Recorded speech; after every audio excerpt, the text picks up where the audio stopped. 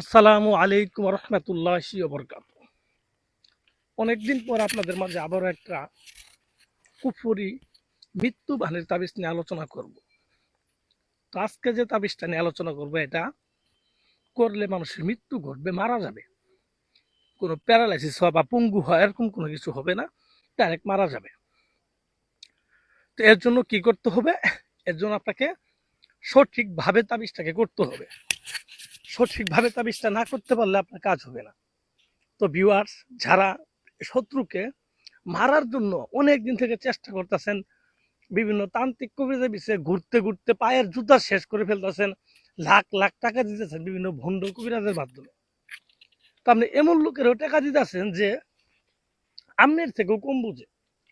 দেখা গেল যে আপনি এগুলা বান মারতে গিয়ে, একটা লোককে বান মারতে গিয়ে যত কবিরাজের বিষয়ে ঘুরছেন, যতগুলা তাবিজ ভিডিও দেখছেন, তা আপনার যে অভিজ্ঞতাটা হয়েছে, এমনও কিছু কবিরাজ আছে তাদের এই অভিজ্ঞতা হয়নি।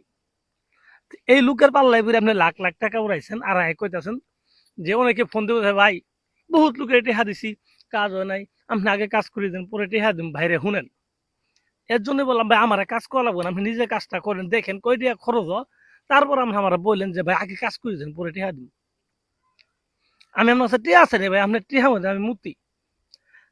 আমি এই তাবিজটা দিলাম, কবিরাজি করে ইউটিউবে আমার একটা নাম হবো, ডাক হবো, ঠিক আছে, মানুষ আমার চিনবো, ঠিক আছে।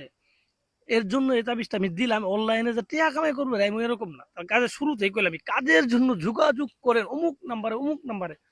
আমার যোগাযোগ করা লাগবো না ভাই, আমি একটা তাবিজ দিতেছি, এটা আপনারা ভালোভাবে দেখবেন, বুঝবেন, তারপরে করবেন। আমি যেইভাবে বলবো ওইভাবে করবেন, কাজ হবে 100%। আমার জন্য দোয়া করবেন, শেষ এতটুকুই। এর চেয়েও যদি বেশি কিছু করতে চান, নাম্বার দেওয়া আছে, ফোন করে কবেন যে বাবু ভাই যে কাজটা হয়েছে, না হইলেও কবেন যে ভাই কাজটা হইলো না। তাহলে আমি বুঝতে পারবো যে তাবিজটা কতটুকু কাজ করলো না করলো। পরবর্তীতে এর চেয়ে আরো ভালো তাবিজ দেওয়ার চেষ্টা করব। কিন্তু আপনাদের জন্য, সাধারণ মানুষের জন্য এই তাবিজটাই বেস্ট হবে আমি মনে করি, কারণ সব কিন্তু সবার জন্য না।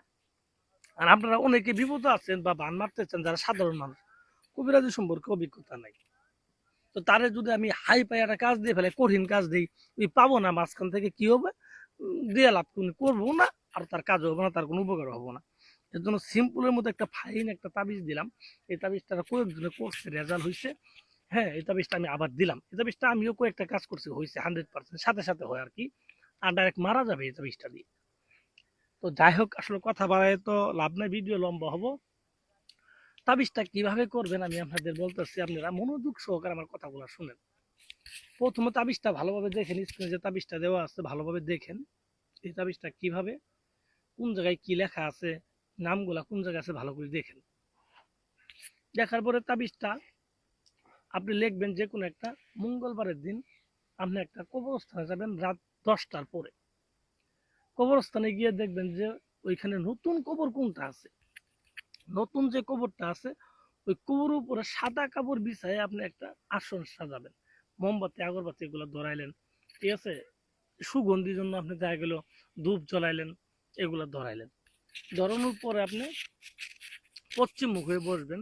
পশ্চিম মুখ হয়ে বসে আপনি বট পাতার উপরে তাবিজটা লিখবেন। বট পাতা, বট গাছের পাতা আছে না, 3টা পাতা নিয়ে যাবেন, 3টা পাতার উপরে 3টা তাবিজ লিখবেন।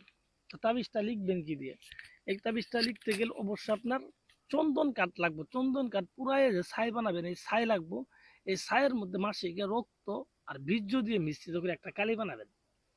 এই কালিটা বানায়, এই কালি দিয়ে আপনার শাহাদাত আঙ্গুল দিয়ে, ডাইন হাতের শাহাদাত আঙ্গুল দিয়ে এই বট পাতার উপরে এই তাবিজটা আঁকাবেন, মানে তাবিজটা লিখবেন। লিখার পরে দেখেন যে শত্রুকে মারতে চাচ্ছেন তার নাম, তার বাবার নাম অবশ্যই লিখে দিতে হবে।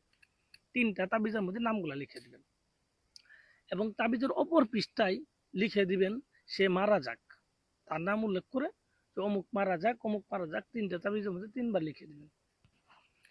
লিখে দেওয়ার পর আপনি যে কবরস্থানে বসে কাজটা করলেন সেই কবরের বাম দিকে, বাম পায়ের দিকে, ওই কবরের বাম পায়ের দিকে, মানে মুর্দার বাম পায়ের দিকে আপনি গর্ত করবেন, সুদা কবরের মধ্যে গর্ত করবেন। পরে একটা বট পাতা ওই কবরের মধ্যে ঢুকাই দিয়ে চলে আসবেন। আসার পরে আরেকটা বট পাতা যা আছে এই বট পাতার মধ্যে সুগন্ধি তেল মাখাবেন। যেই পাশে তাবিজ লিখছেন সেই পাশেই তেলগুলা মাখাবেন, মাখাইয়ে ওই জায়গায় বসে আপনার তাবিজটা পুরবেন, তাবিজটা পুরবেন, পুরবেন আর মনে মনে যে শত্রুকে যেটা মারতে চান তার নাম উল্লেখ করবেন। এইভাবে